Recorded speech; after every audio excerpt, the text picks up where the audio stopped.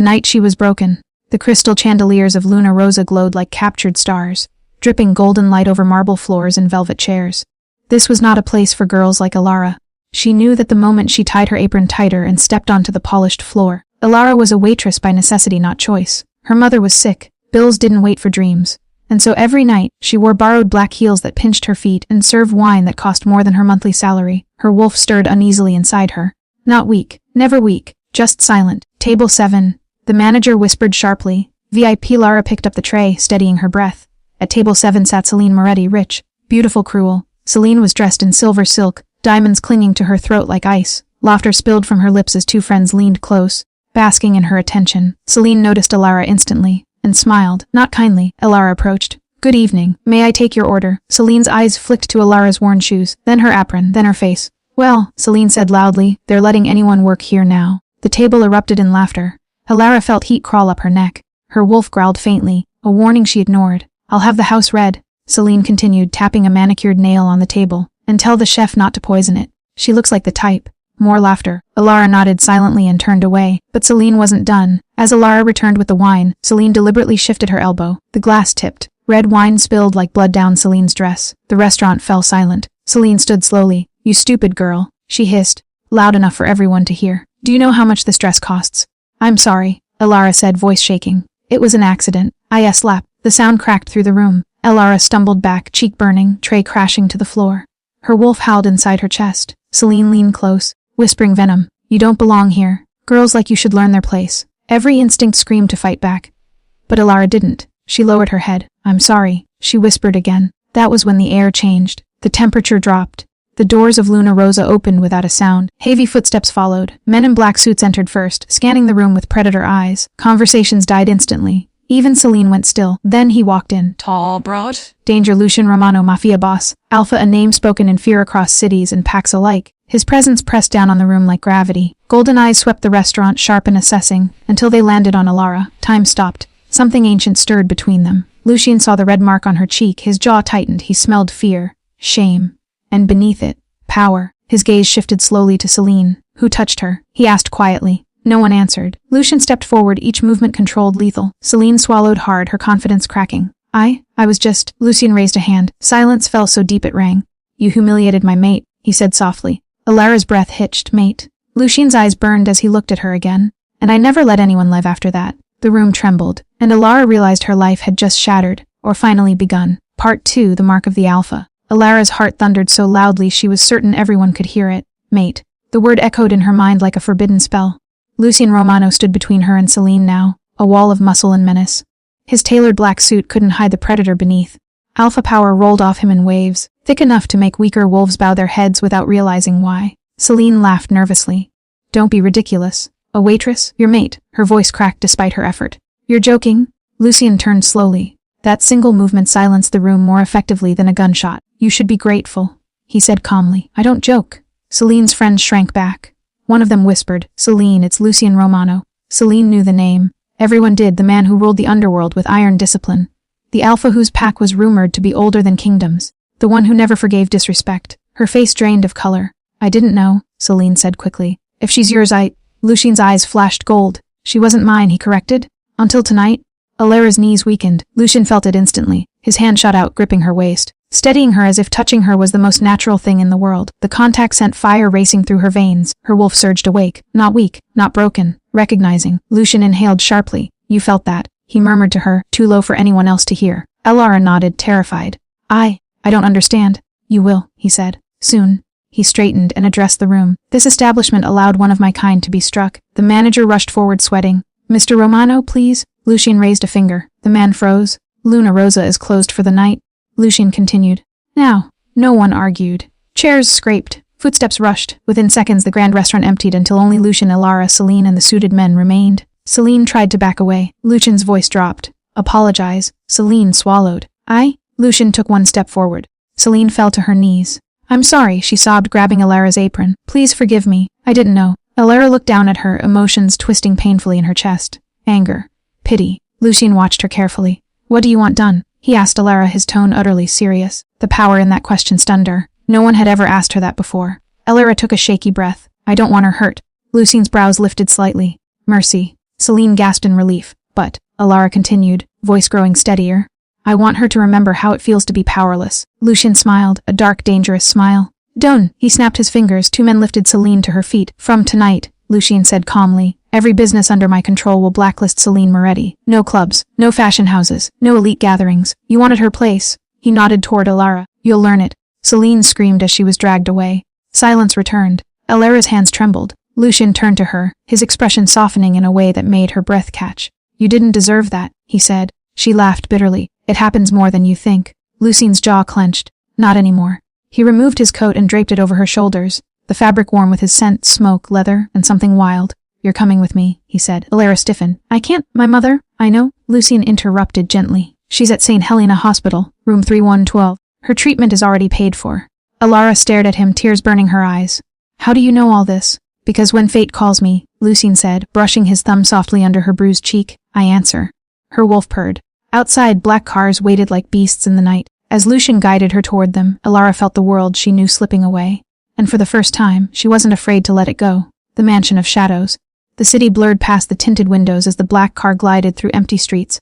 Alara sat stiffly beside Lucien, his presence filling the space like a living flame. No one spoke, yet everything felt loud. Her wolf paced inside her, alert and restless, drawn to him in a way that made her pulse ache. Lucien finally broke the silence. You haven't asked what I am. Alara swallowed. I know what you are. His brow lifted slightly. You smell like power, she continued, like an alpha, but different, heavier. Lucien's lips curved faintly. 'Cause I'm not just an alpha, I'm the alpha of alphas. The word sent a shiver through her. The car gates opened, revealing a massive estate perched on a cliff above the sea. Iron gates etched with ancient runes slid apart as if bowing. The mansion rose from the darkness like a fortress, stone, glass, and shadow woven together. Alara stepped out, heart racing. This is your home, she whispered. For now, Lucien replied. And tonight it's yours too. Inside, the mansion was quiet, candlelit despite modern luxury. Wolves moved silently through halls, guards, servants, warriors. Every single one froze when they saw Alara. Then one by one, they bowed. Alara gasped. Why are they? They feel it, Lucien said. My mate. The word wrapped around her like a vow. A tall woman with silver hair approached. Her eyes glowed amber. Alpha, she said respectfully. Then she turned to Alara, studying her carefully. So this is her. This is Morella, Lucien said. My second. She commands my inner circle. Morella inclined her head. You survived humiliation without breaking. That takes strength. Alara didn't know how to respond. Lucien guided her up a sweeping staircase. You need rest. I need answers, Alara said, surprising herself. Lucien paused. Slowly, he turned to face her. Very well. He led her into a private study lined with ancient books and weapons. The air thrummed with old magic. You're a wolf, Lucien began, born into a bloodline that was erased from history. Alara's breath caught. That's impossible. My wolf is weak. I can barely feel her. Lucien stepped closer. She was sealed. Why? Because your kind scared even the strongest packs, he said quietly. Your bloodline could command alphas, bend them. Her knees nearly gave out. No, she whispered. I'm just a waitress. Lucien cupped her face gently. You were hiding. And the seal broke the moment you were struck. Memories flooded her, her wolf's sudden roar, the fire in her chest. You are not weak, Alara, Lucien said. You are restrained. A tear slipped down her cheek. Lucien leaned in, pressing his forehead to hers. And you are mine? Heat exploded between them. The bond snapped into place. Alara cried out as a surge of power flooded her veins, silver light, ancient voices, the echo of wolves bowing. Lucien growled low, his control slipping. If I mark you now, there's no turning back. Alara looked into his eyes, fear, longing, truth. I don't want to turn back, she whispered. Lucien stopped. Just barely. Not yet, he said roughly. You must choose me freely, without the bond forcing you. Respect that, more than anything, shattered her defenses. He stepped away, breathing hard. Morella will show you to your room. As Alara followed Morella down the hall, her legs felt unsteady. In the distance, Lucien stood alone, fists clenched, fighting instincts that had never failed him before. Outside, thunder rolled over the sea, and deep within Alara's chest, something ancient smiled. The choice of the moon. Alara didn't sleep. The room was too large, too quiet, too heavy with the scent of power. Moonlight spilled through tall windows, silvering the black silk sheets. Every breath she took felt borrowed, as if she were living inside someone else's destiny. Her wolf paced, not afraid, awakening. A soft knock came at the door. Lara, Morella's calm voice called. The Alpha requests your presence. Her heart leaped.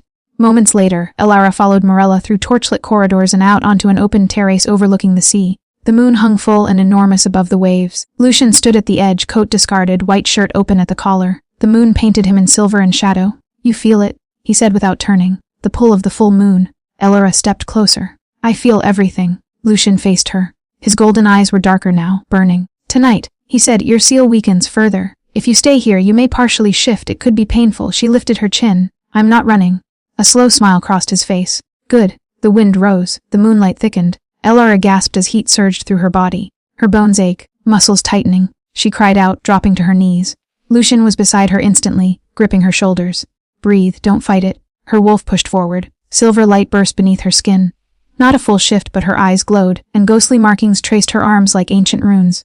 Lucian froze. Those marks, he whispered. They're the crest of dominion. Fear flickered through his eyes for the first time. What does that mean? Elara gasped. It means, Lucian said slowly, your bloodline doesn't just command alphas. The air trembled. It commands kings. A shockwave rippled across the estate. Wolves everywhere dropped to one knee. Elara screamed as the power peaked, then collapsed.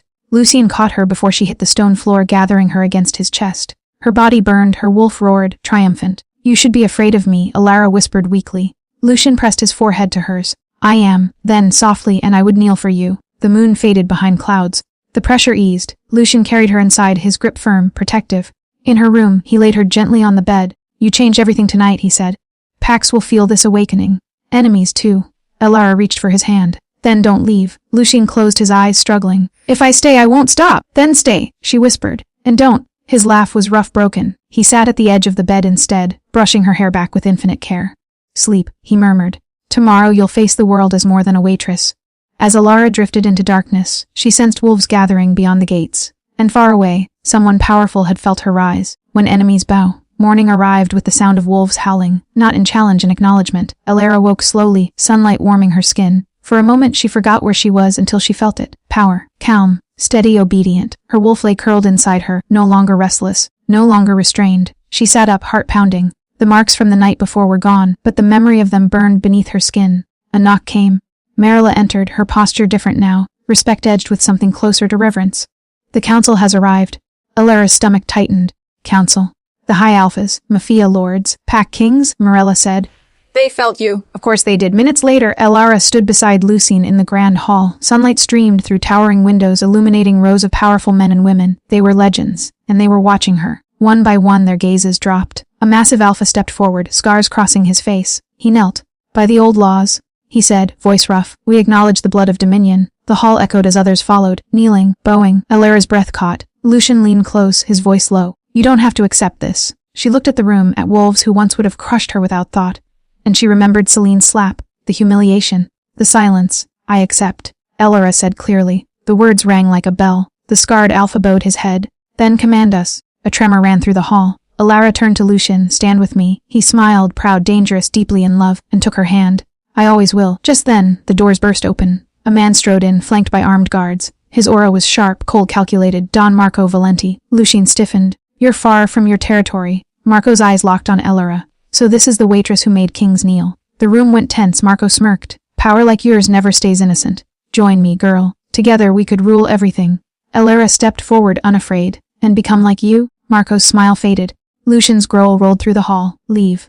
Now. Marco laughed. Careful, Romano. Even alphas bleed. He turned and left, but his promise lingered like poison. After the council dispersed, Lucian pulled Elara into a quiet chamber. He'll come for you, Lucian said. For your power. Elara met his gaze steadily. Then let him come. Lucian's breath hitched. You've changed, he said softly. No, Elara replied. I've remembered who I am. She stepped closer, placing her palm over his heart. And I choose you. Lucian's control snapped. He kissed her, not gentle, not restrained, a claiming kiss that burned through every wall she had left.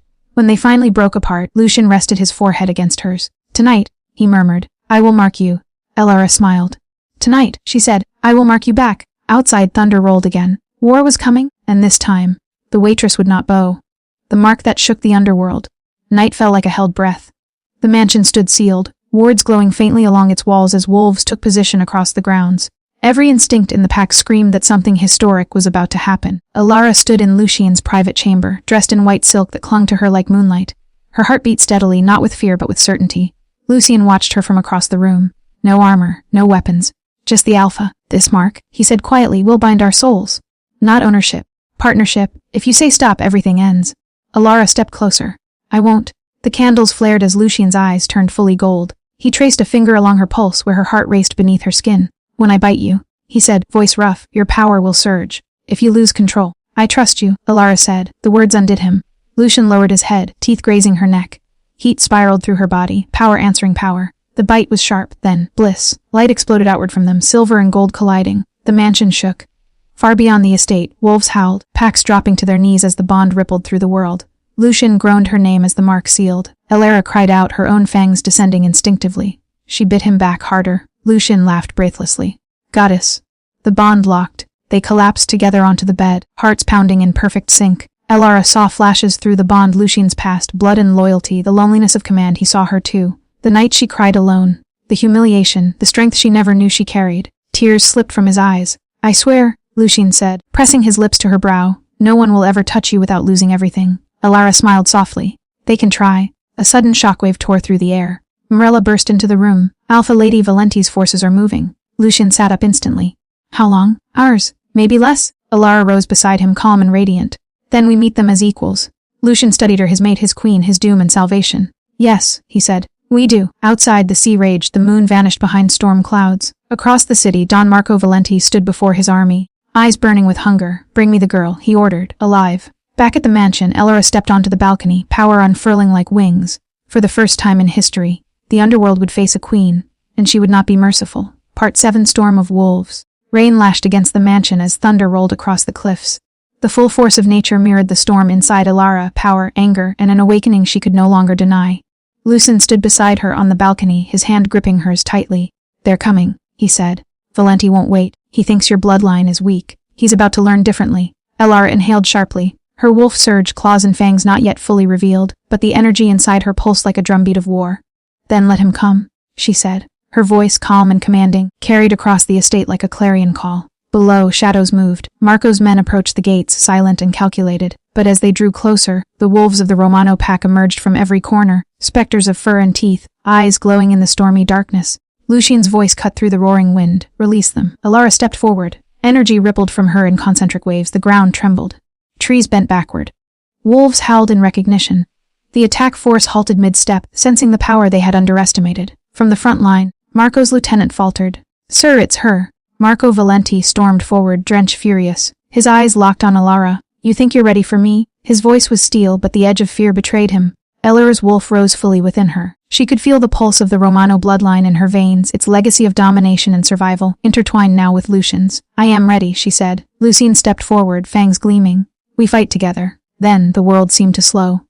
Rain became glittering silver threads. Thunder rolled like war drums. Wolves leapt with precision, cutting off Marco's forces in waves. Every strike, every pounce was perfectly coordinated, guided by Elara's newfound command. Marco tried to shout commands, but his words fell flat. Elara's power radiated outward, forcing even trained killers to hesitate. And then she stepped off the balcony, landing silently among the enemy's front line. Eyes widening, Marco whispered, Impossible. Elara's gaze swept over him. This is what happens when you underestimate the blood you thought weak.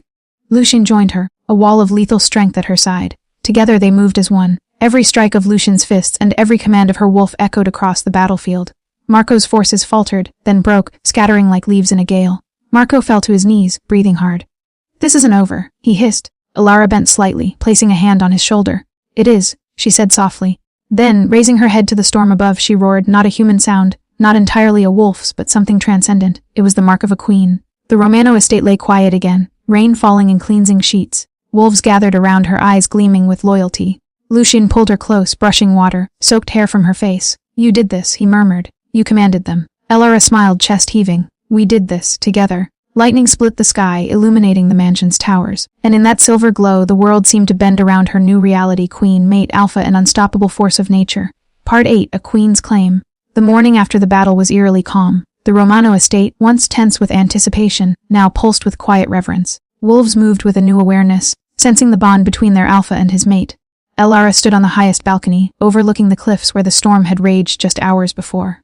The wind tangled her hair around her face, but she felt no fear, only power, raw and exhilarating. Lucian approached silently, his golden eyes softening as he watched her. You could have stayed behind, he said, voice low, almost a growl. I could. Elara replied, a small, amused smile tugging at her lips. And miss all the fun. Lucian chuckled, but the sound was edged with awe. You're incredible, he said. You don't just lead, you command. Elara turned to him, hands resting lightly on the balcony railing. I learned from the best, she said, her tone teasing but proud. And I had the right reason? Lucian's jaw tightened. You reminded me what it feels like to trust someone completely, to fight together, not just beside me. Her wolf stirred at his words, stretching through her veins. The connection between them had deepened beyond instinct. It was choice, will, and desire all intertwined. Suddenly, the doors behind them opened. Morella entered, expression unreadable. Alpha, the city knows. The Romano mark has been spread. Every pack, every underground faction, they feel it. They know she is yours. And she is no longer just a girl, they call her Queen. Elara blinked, stunned. Queen. Lucian's hand brushed her cheek. Yes. Queen, not by blood, not by title, but by power, courage, and claim. Elara swallowed. The reality of the words sank in. The timid, humiliated waitress who had been slapped by a rich girl was now the most dangerous, revered figure in the underworld. And not just because of Lucian. Because of her. A distant sound drew their attention. A single black car approached the gates, familiar, dangerous. Marco Valenti. Lucian stepped in front of Elara, protective. He comes for a reason. But this time he won't leave alive. Elara's wolf growled. Her eyes shimmered gold in the sunlight. Then we make sure he doesn't. Lucian nodded, pride flashing in his gaze. Together, hand in hand, they descended to the estate's courtyard. Wolves formed a circle around them, a living wall of loyalty and power. Marco's arrival signaled war, but it also confirmed what Elara now understood. She was no longer helpless, she was a force. A queen in her own right. Marco Valenti stepped out of his car, eyes scanning the courtyard. Romano, the girl. Elara stepped forward, voice calm, clear, and unshakable. The girl is no longer yours to command. Lucian's fangs glinted. Wolves bared teeth. Marco hesitated. Elara's hand rose. A pulse of energy, faint but undeniable, rippled outward. It wasn't fully unleashed yet, but it was enough. Enough to remind every enemy in sight that underestimating her was the gravest mistake they could make. Marco's lips pressed into a thin line. This isn't over? Elara smiled. For you, it is. Lucian drew her close, whispering, my mate, my queen, my world. Elara rested her head against his chest. Wolf and human united, heart and power intertwined. The Romano Empire had a new dawn, and she stood at the center of it, not just as a symbol, but as a ruler who would never be humiliated again. Thunder rolled softly in the distance. The storm had passed. But the fire within Elara had just begun. Part 9. Shadows of the past. The calm of the morning was deceptive. While the Romano estate basked in sunlight, shadows were moving elsewhere, dark currents of revenge, envy, and greed. Elara walked through the halls with Lucian beside her, their fingers intertwined. The mansion's wolves moved aside automatically, sensing the command that now radiated from her. Every step she took carried authority, every glance power. Morella approached, her silver hair shining in the sunlight. Lady Elara, intelligence reports indicate Valenti has rallied a secondary force. Smaller, but cunning. They intend to ambush isolated Romano holdings tonight. Elara's eyes narrowed. Then we show them strength, not fear. Lucian's jaw tightened. It's dangerous. We should strike with precision, not recklessness. Elara's wolf growled softly. Sometimes precision isn't enough. Sometimes you need presence, the kind that makes enemies hesitate before they even move. Lucian looked at her, a slow smile spreading across his face. You've become terrifying and magnificent. Elara laughed softly, a sound that made even the strongest wolves pause. I learned from the best, she said, leaning against him. And from humiliation, never forget that. Hours later, the first attack came. Marco's scouts, thinking the Romano estate was unprepared after the initial battle, crept through the forested perimeter. But Elara had anticipated them. She stepped onto the terrace, silver light glowing faintly around her. The wolves were silent, waiting. Her eyes glimmered gold, reflecting power that had once been sealed. A snap of her fingers and the wolves surged. Silent as shadows, they cut the intruders off. Marco's scouts were caught before they could raise an alarm. Elara's wolf stretched through her body, feeling, sensing, commanding. Each intruder was immobilized, not out of cruelty, but to teach them a lesson. Every one of them knew they had encountered someone far beyond their understanding. Lucian appeared beside her, fangs glinting. This is your strength, he murmured. Not just mine, yours too? Elara turned to him, eyes fierce.